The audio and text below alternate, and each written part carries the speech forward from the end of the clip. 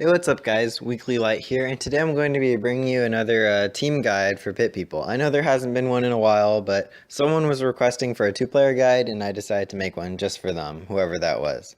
So, you could always just take one of my teams and double it, and that would be cool, but instead I decided to go for a more like one person has one role type of team, and the other person has another role instead of simply just doubling one of my teams. I was initially thinking of just Electrobot and Gnome Spam, but that's a little boring, so I thought I'd be a little more creative. So I knew one had to be like an offense and had to be a support if I was going to do two separate roles.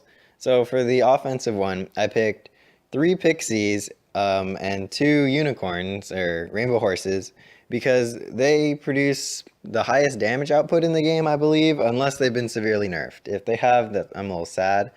But as far as I know, they have the best damage for crowds. And since it's two-player, that means bigger crowds means more efficiency. So pixies and rainbow horses are the way to go. I also run some kobolds on there just because they resist fire, and that's about it. Just want something melee just in case. And they give you more map presence. So for the support role, I put two cupcakes to heal the attacking team, a mascot who preferably will buff both the rainbow horses and improve their accuracy and damage, and then a wraith to weaken the enemies, paired with two octoclopses because the octoclopses are amazing at taking out priority threats. And since I have no priority threats on my side, like hair troll or a gorgon or a troll mom, none of those, I can't really counter them very well. So that's what the two octoclopses are for, is to keep them out of the fight the entire game. Without them, I would get steamrolled by the bigger troops, as the bigger troops could always take out my pixies and my kobolds with ease. But now the octoclopses will keep them at bay, and it's more of a fair fight. Okay, so now let's get to the gameplay. So starting off, since this is a two-player team and I don't really have another person to play with, I had to turn on Auto Battler for both, so that's why you see the little Auto Battler symbols at the very bottom. This also means that the troops didn't play in a way that I wanted to. Most specifically, the mascot did not stick by my rainbow horses. It moved into the front lines with the other troops. This is partly due to the mascot being on a different team, therefore spawning in a different location. The rainbow horses spawn in the very bottom, as you see, and my mascot spawned at the very top. So through the auto battler, there's a very small chance that the mascot will actually make its way down to the bottom due to how sedentary the rainbow horses seem to be. So I sort of lucked out here with the enemy team. They're sort of clustered up even from the start, and my team does really well against clusters. The first turn, it did a decent amount of damage, almost to the first tick mark. And I took a fair amount of damage turn 1. But turn 2 is where it really starts to heat up now that I'm in more position. So my kobolds are on the low side, and then I have my pixies heading up through the middle.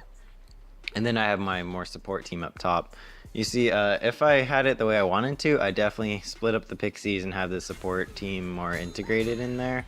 It gets more mixed up as the fight goes on, but the problem is the auto battler really it starts you in different spots, so then usually it doesn't mix too well.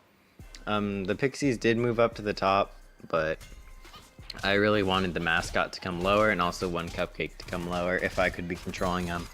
Sadly, I tried controlling both of them, but my turn alone was taking way too long because I had to move, for this at least, I think it's 13 fighters because there's kobolds.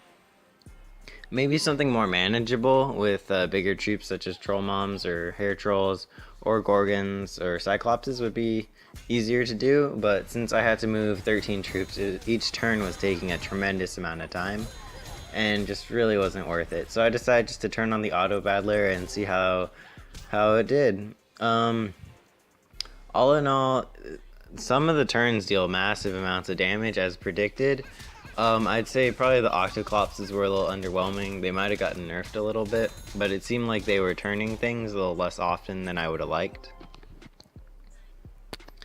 The pixies were doing pretty good considering how grouped up the enemies were, but against large teams of either mushrooms or electrobots, the pixies really struggle.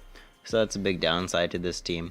I was testing it out and I came across this team with like maybe at least 4 mushrooms in it, and it just tore up my team no problem, and it was a real struggle because the mushrooms they really punish everything on my team pretty hard. And I wasn't able to take him out due to how tanky the mushrooms are. So I guess stay away from mushrooms with this team. This team's more centered around a theme as opposed to being extremely good for every situation. I'd say it's good for the pit, just because everything's pretty much good for the pit. But there's no recruiter on this team, so don't expect to recruit things.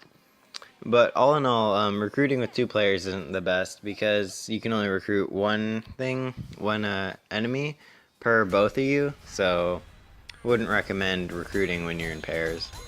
But definitely the double kills and the triple kills keep popping up here because the Rainbow Horses plus the Pixies create a devastating combo, and pretty much everything's pretty low health. As you see, the enemy's health bar is already down to maybe like about a third, while my health bar is maybe like half for the light blue and 80% for the dark blue. Surprisingly, the dark blue was doing better. Most other games that I tried out, the dark blue's health was falling faster than the light blue's health. It might be due to the presence of that Electrobot, because that Electrobot really does a lot of bonus damage against my Pixies. The kobolds were surprisingly good, and another triple kill, so that's always good. But yeah, as I was saying, the kobolds were surprisingly good this game. I just had them, I don't know, just because they would resist the fire damage. But since there were a lot of archers, they were doing a really good job of defending. One just went down, but as I was saying how good they were doing. But yeah, a lot of archers, so kobolds are good. But this team's really good at range, so against a lot of melee focused characters, you can keep them at a distance and sort of pile them up and then take advantage of that. I was trying some other like more melee focused teams, and I noticed that they struggled in the first couple turns due to how you start off spaced out. But this team seems to be doing max damage as soon as turn 2, because the Pixies can get within range within 2 turns. The Rainbow Horses can hit things on turn 1, and do deal a lot of damage if you're lucky. But with more melee focused teams, you can't deal damage until turn 3 or turn 2 if you're lucky. So consider this team's range one of its stronger suits, but its weakness to Electrobots and Mushrooms one of its detriments. As you see here, the match is pretty much in the bag, and the enemy team's probably down to about 10%, even though there's still about 6 enemies remaining.